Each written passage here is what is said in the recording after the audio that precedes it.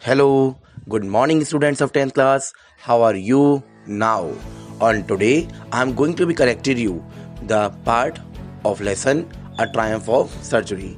Okay, so my dear students, I hope that you will have understood the rest part of the lesson, and the remaining part of the lesson I am going to be discussed today.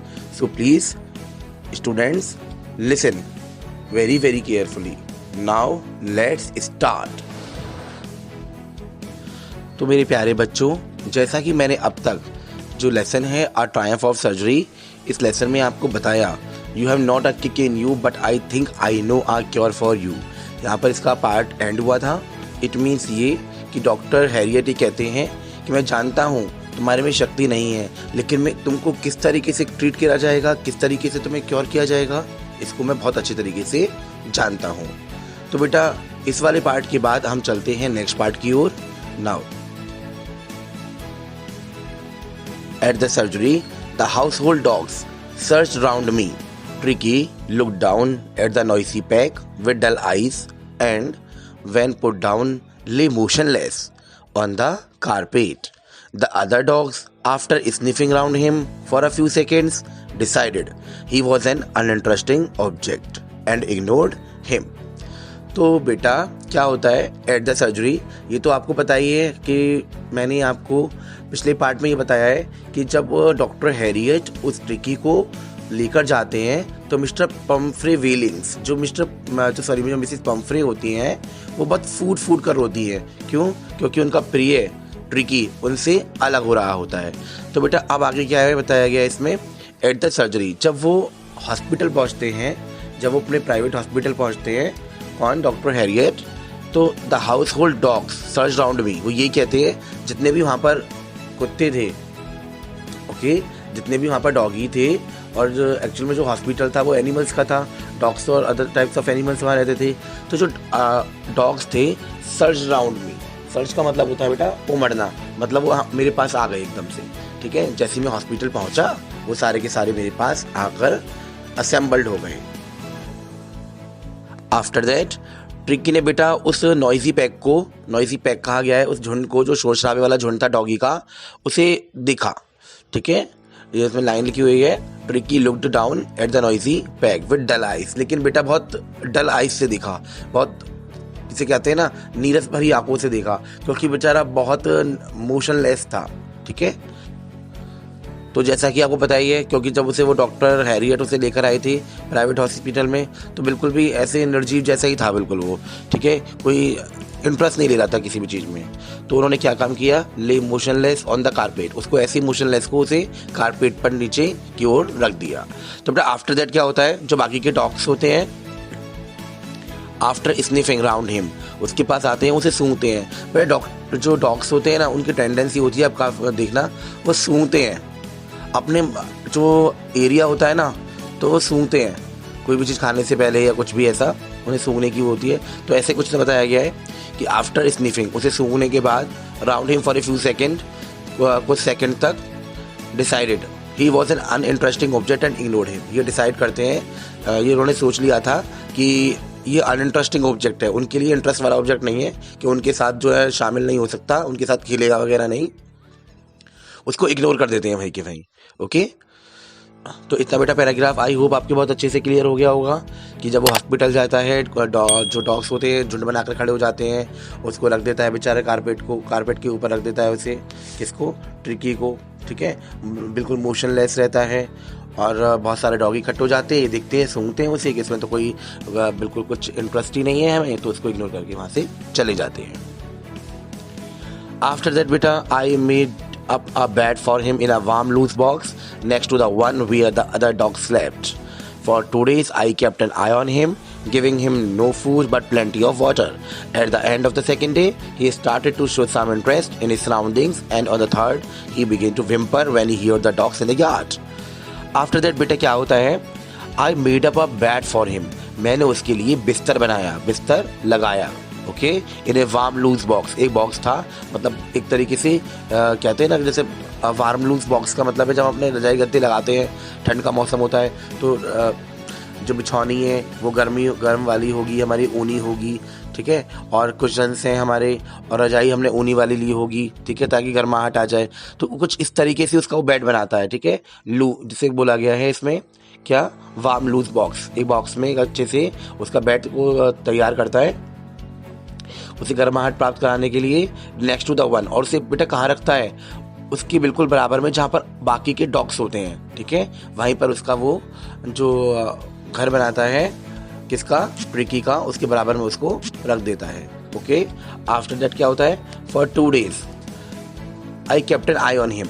2 दिन तक तो जो doctor Harriet है उस पर बहुत निगरानी रखते हैं, बहुत कड़ी निगरानी रखते हैं।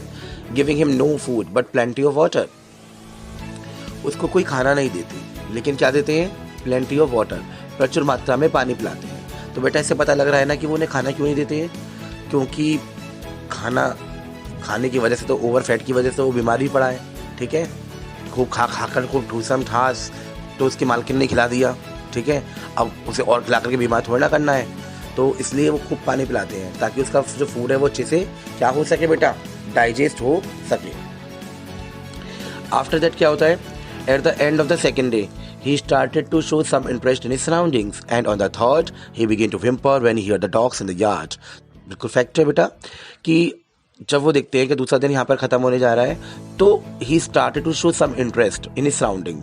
जो ट्रिकी है वो थोड़ा सा रुचि लेना चालू करता है अपने आसपास के एरिया में।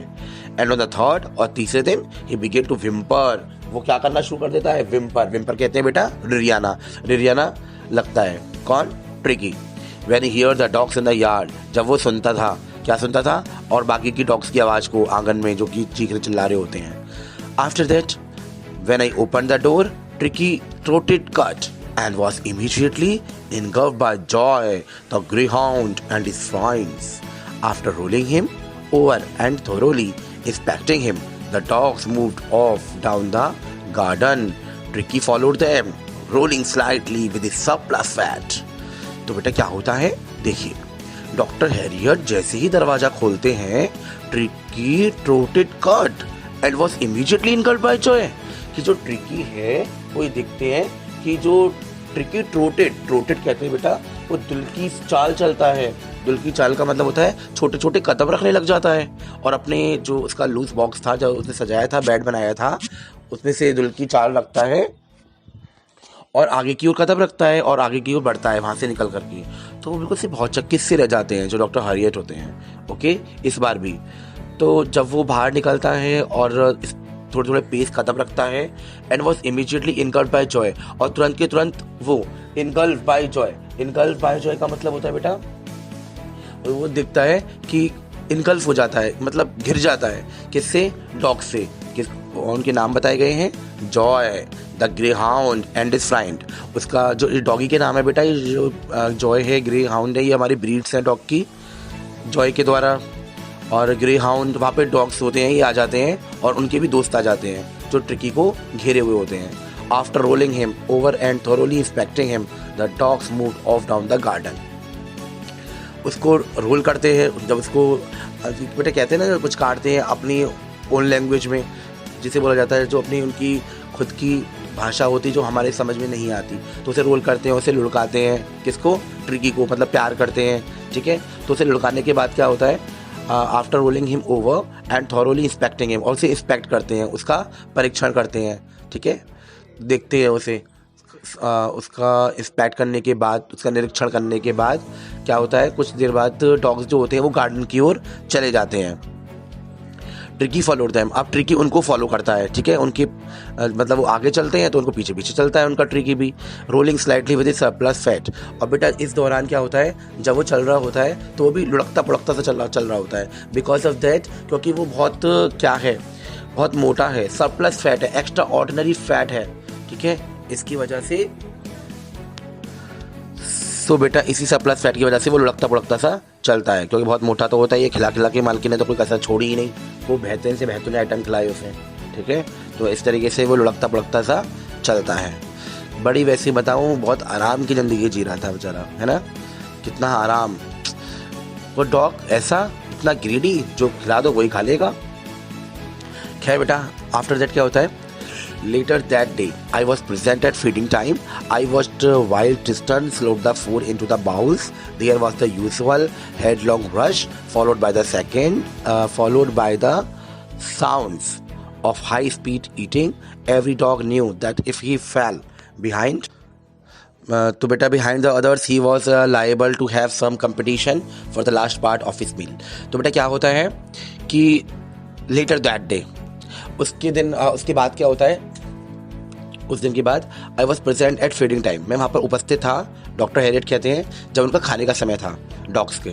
ओके, आई वॉच्ड, मैंने थोड़ा सा वॉच किया उन्हें, जब मैंने देखा कि Tristan sloped the food into the bowls. Tristan बेटा यहाँ पर डॉग की ब्रीड का ही नाम है, डॉग का नाम है एक. तो जो ट्रिस्टन था वो स्लोप्ड का मतलब होता है जब डॉग्स वगैरह खाते हैं ना, जब उन्हें बाउल दे दी जाती है, तो जब वो जीभ से चाटते हैं और अजीब तरीके से खाते हैं, तो साथ साथ वो गिराते भी चलते हैं खाना. ठीक है, जो ये इस तरीके से खाना और ये गिराना होता है, इसे स्लोप्ड कहा जाता है. ठीक है, जो वो नीचे गिरा देते हैं rest of the part of the food. तो इनटू द बाउल्स, वो देख रहा था कि ट्रिस्टन इस तरीके से खा रहा है, बहुत जल्दी जल्दी खा रहा है और कुछ खाते खाते वो खाना गिरा भी रहा है. Here was the usual headlong rush followed by the sounds of high speed eating. और साथ में ये भी दिखता है कि बिल्कुल headlong rush, बिल्कुल ये कहा जा सकता है कि जो बाकी के डॉग्स होते हैं वो भी बहुत सफाई के साथ जल्दी अपने खाने को खाते हैं. एक यूजुअल हेडलॉन्ग रश होता है followed by the sounds of high speed eating, जो कि बाकी डॉग्स होते हैं वो जल्दी जल्दी खा रहे होते हैं, वो फॉलो कर रहे होते हैं अपने खाने को, है ना, और वो भी बहुत तेज स्पीड के साथ. तो every dog knew that if he fail behind the others. या तो बेटा इसमें यही बताया गया है कि हर एक डॉग जो होता है वो जानता है कि अगर मान लो वो पीछे रह गया ना खाने के लिए, अगर उसका खाना रह गया तो क्या होगा कि जो अदर डॉग्स होंगे जिन्होंने अपना खाना खा लिया होगा वो फटाफट से उसके खाने पर आ जाएंगे. इट मीन उससे भूखा रहना पड़ सकता है इस कंडीशन में. इसलिए डॉग की टेंडेंसी क्या होती थी उस टाइम पर, जो हैरियट उन्हें खाना देते थे तो वो जल्दी जल्दी खाते थे. ठीक है, क्योंकि अगर हमारा खाना रह गया तो पता पड़ी हमें कॉम्पिटिशन करना पड़ेगा इस चीज़ के लिए. ठीक है, और he was liable to have some competition for the last part of his meal. तो जो जल्दी एक तरीके से कंपटीशन होता था कि जल्दी से खाना कौन ख़त्म करे अपना. ठीक है, क्योंकि जिसका खाना रह जाएगा डॉग जो है उसके पास ही पहुंच जाएंगे उसके खाने को निपटाने के लिए, और हो सकता है बेचारा धीरे धीरे खाने की वजह से उसे भूखा बनना पड़े. तो बेटा आखिरकार फिर बाद में क्या होता है, when they had finished, जब वो अपना खाने को ख़त्म कर लेते हैं dogs, Tricky took a walk round the shining balls लेकिन casually inside 1 or 2 of them. तो बेटा ट्रिकी आता है, ठीक है, एक वॉक लेता है, थोड़े से चलता है, घूमता है, फिरता है वहाँ पर, round the shining balls, round लेता है जो वहाँ पर चमचमाती वो होती हैं बाउल्स. चमचमाती बेटा कैसे, मतलब क्योंकि वो जो डॉग्स होते हैं वो खा जाते हैं, क्या खा जाते हैं, अपने खाने को, इसलिए वो खाली रहती हैं, चमचमा रही होती हैं. ठीक है, बिल्कुल साफ कर जाते हैं. तो क्या होता है, जो एक दो होती हैं, जैसे कि होता है थोड़ा बहुत वगैरह उस पर खाना लगा रहता है, तो उसको चाटने लग जाता है. कौन, ट्रिगी. तो बेटा जो चाटना है, इससे क्या पता लग रहा है डॉक्टर हैरियट को कि इट मीन्स वो जो उसे खाना दिया गया था वो उसके लिए शायद सफिशिएंट नहीं था, उसके लिए बिल्कुल भी पर्याप्त नहीं था, इसीलिए वो शायद उसे चाटने के लिए आया, उसे थोड़ी सी एक्स्ट्रा फूड की ज़रूरत थी. तो बेटा अगले दिन क्या होता है, an extra bowl was put for him, एक एक्स्ट्रा बाउल उसके लिए और दी जाती है. किसके लिए, ट्रिकी के लिए. And I was please to see him jostling his way towards it. And I was pleased, और मुझे थोड़ी सी खुशी होती थी. And I was please to see him jostling his way towards it, और मुझे बहुत इस बात की खुशी होती है, वो डॉक्टर हैरियट कह रहे हैं कि उनको बहुत ज़्यादा खुशी थी कि जब जो वो था ना ट्रिकी, वो एकदम जोस्लिंग करता हुआ आता है. जोस्लिंग का मतलब होता है जैसे हम कहीं हमें जाना है, बहुत भीड़ भाड़ वाली जगह है, तो पता है हम धक्का मुक्का कोनी मारेंगे, इस तरीके से निकलेंगे, तो कुछ इसी कंडीशन में वो जोस्लिंग करता हुआ आता है, धक्का मुक्का मारता हुआ. ठीक है, और किसकी ओर आता है बेटा, खाने की ओर. उसे बस अपने खाने की लगी होती है कि फटाफट से मैं अपना खाना खाऊं, तो उसे बहुत खुशी होती है. किसकी खुशी होती है बेटा, डॉक्टर हैरियट को, ये चीज़ को देख करके कि जो डॉगी है वो अपना खाने के लिए किस तरीके से आगे की ओर बढ़ रहा है. तो बेटा जब उसे इस बात की खुशी थी तो उसके बाद क्या होता है, from then on his progress was rapid. After that बेटा उसकी जो प्रोग्रेस हो रही होती है अब वो तेजी से बढ़ती है. ठीक है, he had no medicinal treatment of any kind, but all day he ran about with the dogs, joining in their friendly scrimmages. He discovered the joys of being bowled over, tramped on, and squashed every few minutes. He became an accepted member of the gang, an unlikely silky little object among the shaggy crew, fighting like a tiger, for his share at meal times and hunting rats in the old hen house at night. He had never had such a time in his life. तो बेटा क्या देखने को मिलता है कि उसकी progress में थोड़ा सा सुधार हो रहा है बहुत तेज़ी से. He had no medicinal treatment. उन्होंने कोई मेडिसिनल ट्रीटमेंट नहीं दिया, कोई उसका ऑपरेशन वगैरह नहीं किया, कोई दवाई नहीं वगैरह नहीं खिलाई, बस ऑफ एनी काइंड किसी भी तरह की. But all day he rain about with the dogs. बस वो पूरे दिन भर क्या करता था, दौड़ता था. किसके साथ? और बाकी के डॉग्स के साथ, मतलब उनके साथ मिंगल करता था, ठीक है, मिलता था और एक्टिविटीज़ करता था जो बाकी के डॉग्स करते हैं. उसे बहुत अच्छा लगता था कि जब डॉग्स वगैरह उसे पुचकारते थे, है ना, उसके साथ खेलते थे. तो कुछ ऐसे ही एक्टिविटीज़ देखने को मिलेंगी बेटा आगे. Joining in their friendly scrimmages. तो बेटा इसमें यही बताया गया है कि जो स्क्रीमेजेस है उसका मतलब होता है हाथापाई करना. मतलब उसकी तरह उससे जो हाथापाई करते थे डॉग्स वगैरह, अदर डॉग्स, और वो उनके साथ करता था. तो इसे देख करके बहुत अच्छा लगता था किसको, डॉक्टर हैरियट को भी. तो उसमें मतलब उसकी पैक में जो डॉग्स का पैक था, जो डॉग्स का हर्ट था, उसमें वो एक तरीके से कहा जा सकता है मिंगल हो गया था, मिल गया था, उनके साथ ही खेलता था, होता था, बहुत अच्छा लग रहा था. तो he discover the joys of being bowled over. उसने ये भी खोजा इस दौरान डॉक्टर हैरियट ने कि किस तरीके से डॉग्स, जो अदर डॉग्स होते हैं, उसको बाउल्ड ओवर कर देते हैं, उसे लुढ़का देते हैं. ट्रैम्प्ड ऑन, कोई उसके ऊपर लात रख देता है. एंड स्क्वैश्ड, कुछ उसे स्क्वैश कर देता है कुछ मिनट्स के लिए. स्क्वैश का मतलब होता है बेटा दबा देता है, ठीक है. पैर रखा और उसे दबाने लगा कोई जो डॉग होते हैं. तो अपने अपने एक्टिविटीज़ के जरिए जो डॉग्स होते हैं उसके साथ खेलते हैं, तो उसे बहुत अच्छा लगता है डॉक्टर हैरियट को. और डॉक्टर हैरियट के साथ ही डॉक्टर ट्रिकी, वो सॉरी डॉक्टर नहीं, जो ट्रिकी होता है उसे भी बहुत अच्छा लगता है. किस चीज़ को देख करके? ये एक्टिविटीज़ को देख करके. जो ट्रिकी होते हैं उसे बहुत ज़्यादा अच्छा लगता है जब ये सारी एक्टिविटीज़ उसके साथ होती हैं बाकी के डॉग्स के साथ. और बेटा ये बात फैक्ट है कि जो डॉग्स होते हैं वो अगर डॉग्स के बीच में ही रहें, ठीक है, तो उनका बहुत अच्छे से मन लगता है, ठीक है. He became an accepted member of the gang. तो ये बोला गया है वो एक तरीके से स्वीकार, एक्सेप्टेड मेंबर बन जाता है उस गैंग का, ठीक है, जिसे स्वीकार कर लेते हैं वो लोग जो डॉग्स होते हैं. उन्हें पहले तो उन्हें अनइंटरेस्ट ऑब्जेक्ट लगता है, लेकिन अब उससे उन्हें बहुत अच्छा लगने लग जाता है. क्योंकि पहले वो अनलाइक करते थे, उन्हें बहुत अच्छा लगता है क्योंकि silky little object among the shaggy crew. क्योंकि जो ये क्रू होता है, दल होता है डॉग्स का, शैगी क्रू. शैगी कहा गया है बेटा झबरे वाले जो कुत्ते होते हैं, उनके बीच में एक छोटा सा प्यारा सा सिल्की कोट वाला होता है. सिल्की कोट का मतलब होता है इसके जो बाल होते हैं बिल्कुल रेशमी और मुलायम जैसे होते हैं, बिल्कुल निकने निकने से, ठीक है, बिल्कुल ऐसे हाथ फेरो, बहुत मुलायम. और बेटा ये सब कैसे हैं? क्योंकि उसकी मालकिन का नाम क्या है बेटा? मिसिस पंफरे ने उसकी बहुत देखभाल करी थी, है ना, बहुत उसे बहुत चाहती थी, उसकी बहुत ज़्यादा केयर करती थी. शायद इसी वजह से वो बहुत प्यारा सा था, ओके, बहुत केयर करती थी उसकी. After that fighting like a tiger for his share at meal time. तो बेटा कभी कभार क्या होता था कि जो ट्रिकी होता है, ठीक है, इस पिक्चर में एक तो नाम इतने सारे हैं. जो ट्रिकी होता है बिल्कुल वो बहुत तेजी के साथ भागता है. किसके लिए? कभी कभार तो अपने खाने के लिए, ठीक है. उसे खाना जैसे रखा और बहुत तेजी से भागता हुआ है, एक जस्ट चीते की तरह. जैसा चीता दहाड़ता है ना अपने खाने के लिए, हट जाओ, है ना. Fighting like a tiger for his share at meal time. जब कभी कभी खाने का समय होता है तो अपने शेयर के लिए, अपने हिस्से के लिए तो ऐसे दौड़ेगा जैसे कि चीता दौड़ता है. तो देखो बेटा जैसे चीता दौड़ता है तो आपको नज़र आ रहा है ना उसका प्रोग्रेस को, समझ रहे हो ना कैसे उसकी प्रोग्रेस हो रही है. और पहले कैसा था वो मोशनलेस और अब कैसा है वो. And hunting rats in the old hen house at night. और जब रात हो जाया करती थी, क्योंकि बेटा जो हॉस्पिटल था उसमें सभी प्रकार के जानवर तो थे ही, तो जो हैन हाउस हुआ करता था, जो मुर्गी वाला घर होता था, वो वहाँ पहुँच जाया करता था और उनका शिकार करता था. किसका? चूहों का, रात में भी, okay. He had never had such a time in his life. ऐसा लगता था कि ऐसा समय तो कभी उसकी ज़िंदगी में उसे देखने को मिला ही नहीं. ट्रिकी को बहुत अच्छा समय था ये उसके लिए. किसके लिए? ट्रिकी के लिए. क्योंकि उसे यह समय बहुत भाया, उसे बहुत अच्छा लगा डॉग्स के बीच में रह करके. और सबसे अच्छी बात तो ये थी कि उसकी उन्नति में सुधार हो रहा था. मतलब उसकी जो उन्नति थी, मतलब उसकी जो प्रोग्रेस थी उसमें सुधार हो रहा था, ठीक है. उन्नति सुधार मतलब यही कि ऐसा तो था नहीं कि उसकी जो प्रोग्रेस थी वो नीचे डाउन जा रही थी, लेकिन नहीं, ठीक है, उसकी प्रोग्रेस डाउन नहीं जा रही थी, बल्कि उसकी जो मोशनलेस पहले स्थिति थी, उसकी जो सक्सेस वाली स्थिति, अब वो धीरे धीरे इम्प्रूव हो रही थी, ठीक है. बहुत अच्छा बन गया था वो इस टाइम को लेकर के. तो बेटा आपने इस पार्ट में देखा कि डॉक्टर हैरियट ने किस तरीके से उसे ट्रीट किया है, उसे कोई मेडिसिनल ट्रीट नहीं किया है, ठीक है।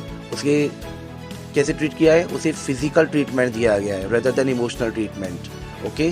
तो जो डॉक्टर हैरियट हैं वो बहुत अच्छे डॉक्टर हैं जानवरों के, और वो बहुत अच्छे से जानते हैं कि किसको किस तरीके से ट्रीट किया जाता है, जब भी उन्होंने इससे पहले वाले पैराग्राफ में ये बोला था। तो बेटा अगर मैं आपको इस पार्ट का पूरा सार बताऊंगा आज, पूरी समरी डिटेल करूंगा, पूरा lesson line to line explain करूंगा, तो हो सकता है you are feeling bore after some time, okay. तो मैं आपको इस लेसन के लिए यहीं पर ही इसे विराम लगाता हूँ, ठीक है। और आफ्टर दैट इसका जो पार्ट है अब लास्ट आएगा, पार्ट नंबर 4, उसमें लेसन आपका 1-1.5 पेज का जो रह गया है, मे बी लेसन थोड़ा सा बड़ा है, ओके, उसमें क्लियर कर दिया जाएगा। तो आई होप, जैसे मैं हमेशा कहता हूँ कि आपकी लेसन अच्छे समझ में आया है, तो प्लीज़ लाइक करिएगा, सब्सक्राइब करिएगा। आज के लिए थैंक